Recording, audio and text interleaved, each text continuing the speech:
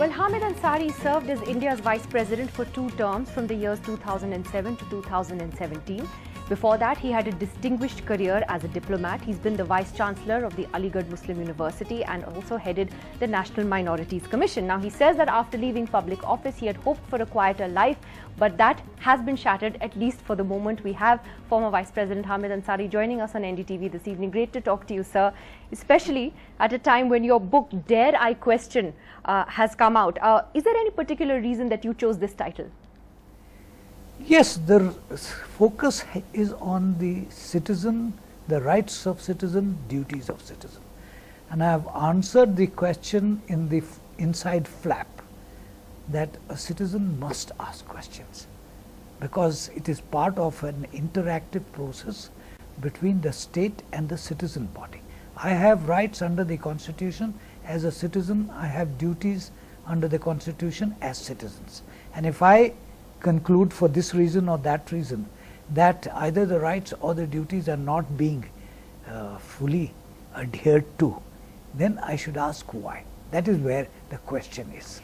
What prompted you to sort of raise that as an issue and as a title? And is it because you feel that today those who are asking questions, whether it is in the media, whether it is activists, whether it is civil society, those who are asking difficult questions, particularly of the establishment, are often getting shouted down or being labelled as anti-national?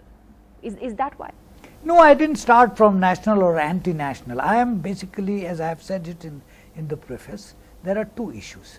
One is what are the core values of our society, and secondly, what institutional structure have we created to realize those values, and what is the efficacy of that institutional structure.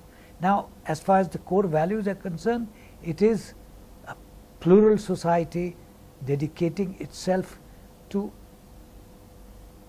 secularism and realization of all those principles which are listed in the preamble of the Constitution.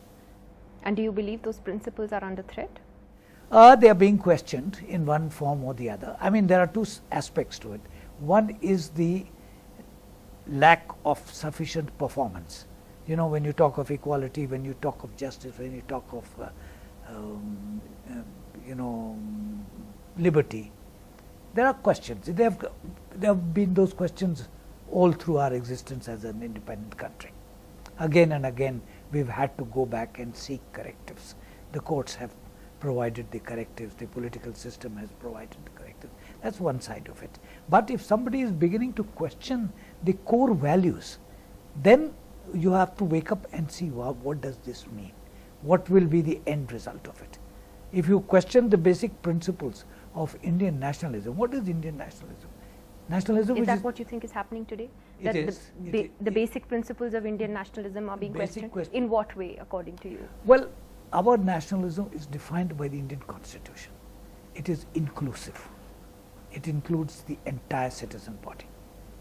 Now, if an effort is being made for this reason or that reason to circumscribe that, you know, to say no, an Indian national is this, but if you don't do this, then you are less of a national.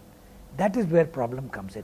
You know, when you try to define a nationalist in a certain term. The basic concept that I have used is what is a liberal democracy and what is an illiberal or ethnic democracy.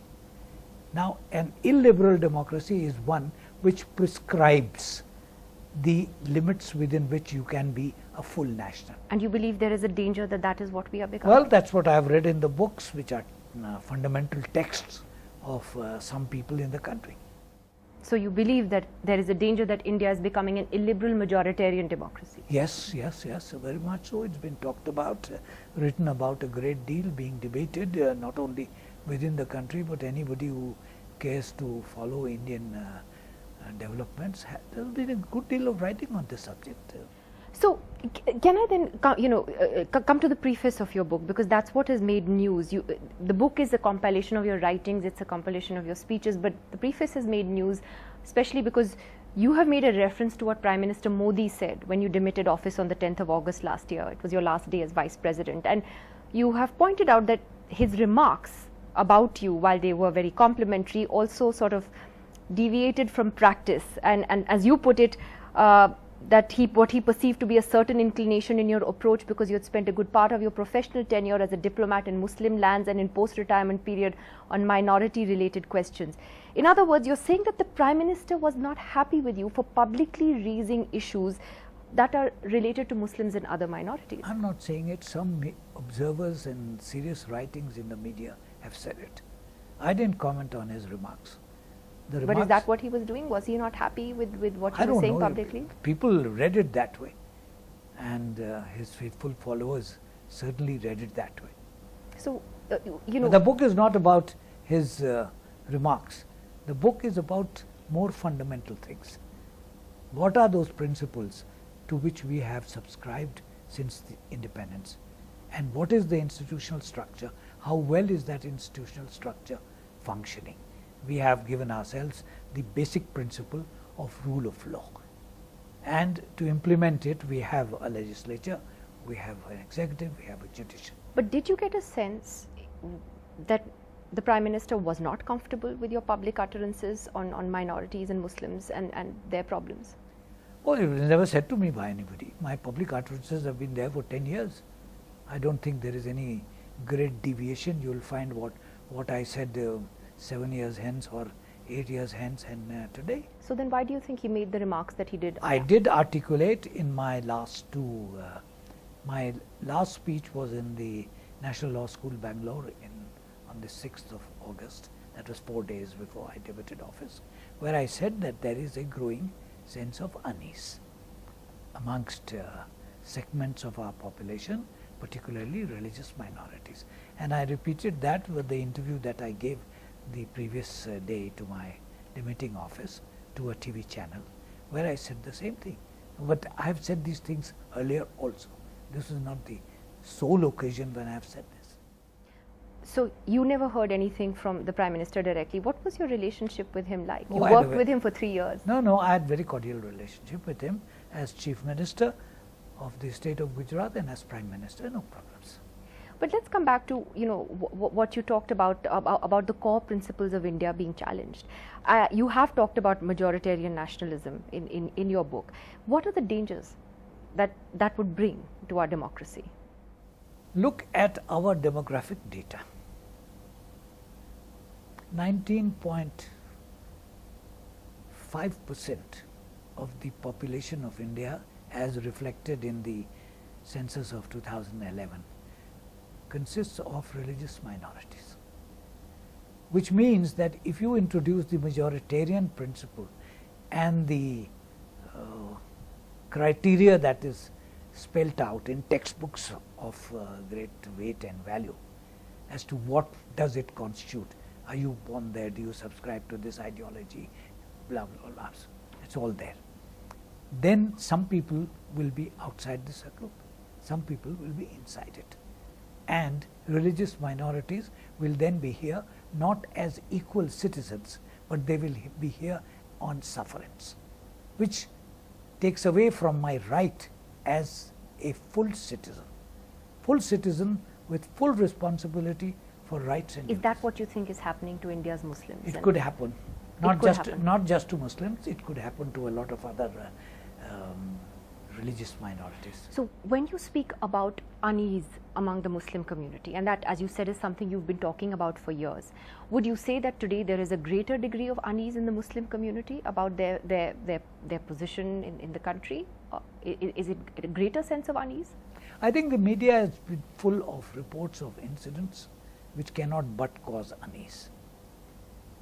Whatever the reason might be, wherever the incidents might have taken place, but if you take them in their totality, then there is a sense of unease. And how does that need to be addressed? Wouldn't you say then that that is something that the Prime Minister himself has to take a lead on to reassure the people of India? Are you disappointed that that's not happening? Well, the rule of law means what? That before the law, everybody is equal, and that the principles of law will be implemented. That's all. Now, whether it is a local administration, whether it is a state government, whether it is the central government, these are matters of detailed division of responsibilities, which is well spelt out in our constitution and in our administrative system. But you cannot say that X is not responsible, Y is not responsible. Up the ladder, down the ladder. And now I see why you were such a distinguished diplomat, because you have a very good way of answering the question without necessarily pinpointing to the person I'm asking about. But let me put it this way. When you see ministers garlanding people accused of, not just accused, lynching convicts like Jayant Sinha did, and another BJP MP came out and spoke in their support. You had another minister who, had gone draped a national flag around the coffin of a man accused of lynching a man in Uttar Pradesh. When you see ministers doing that, what is the message that is being sent out? Well, they are sending a message, A, to their core following, and sending a message to the rest of the citizen body in the country.